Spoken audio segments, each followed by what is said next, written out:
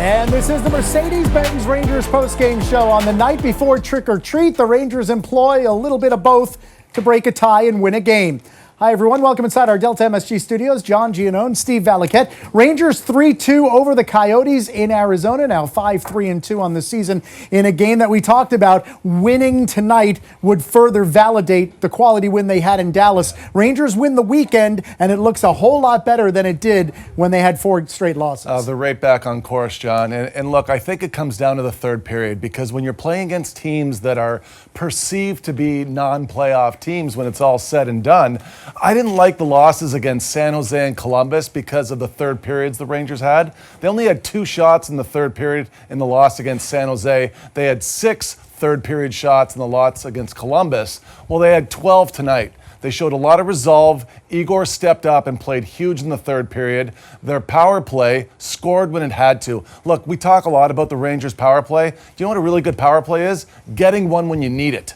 And they got one when they needed it. Panarin, of course, has a terrific night on his birthday. I think there's a lot these guys learned about each other on this road trip. And look, I'm telling you, John, if this road trip didn't go well, we'd have a lot of questions waking up tomorrow morning. And now you get to rest easy, everybody, because the ship is back on course. Makes the flight home a whole lot more palatable. Game was tied heading into the second part of the third period. Rangers drew a power play, and with 7:02 remaining, the trick was the play in front by Chris Kreider, and the treat was Mika Zibanejad into a wide-open net. Well, it's just fascinating because I feel like they're adjusting in-game right now, where plays are happening that you anticipate because they've set them up earlier in the game, and then they're looking back to why they're working now. But look at this little touch play.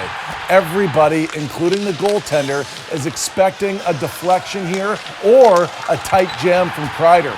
So now he's adding option number 3.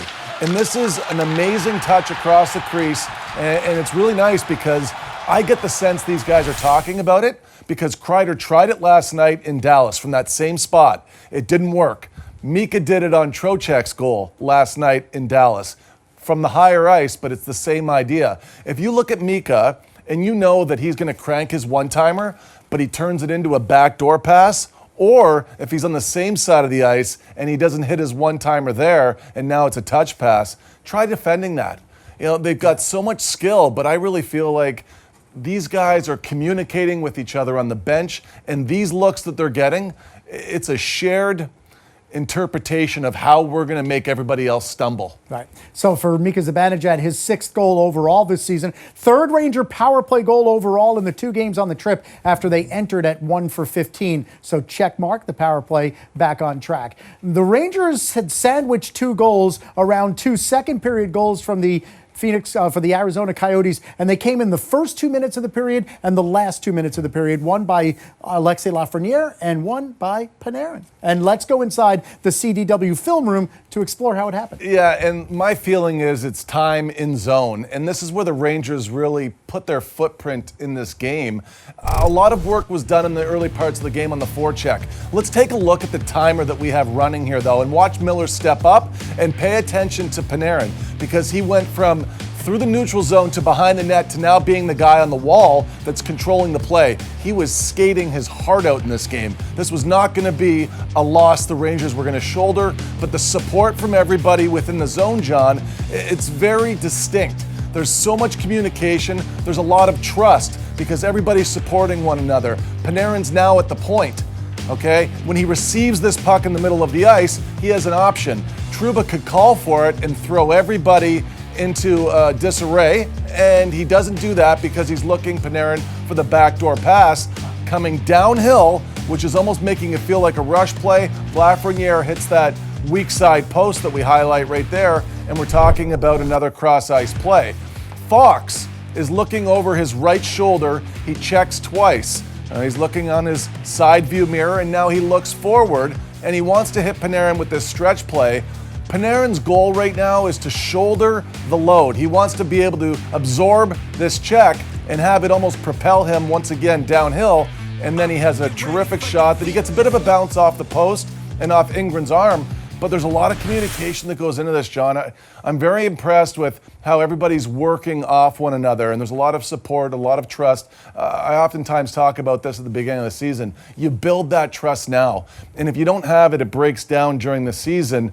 They definitely took miles of steps forward during these last 2 games. For Lafreniere, his second of the season, first goal in 6 games. For Panarin, goal number 5, and that was really the propellant for the Rangers in the third period, and especially for Igor Shesterkin, who was bailed out with that goal after allowing 2 in the second. Shesterkin only had to make 18 saves, and what we talked about before the game was only the second time in his career that he started on back-to-back nights. He won both games the other time back in February of 2020. He wins both tonight with only having to make 18.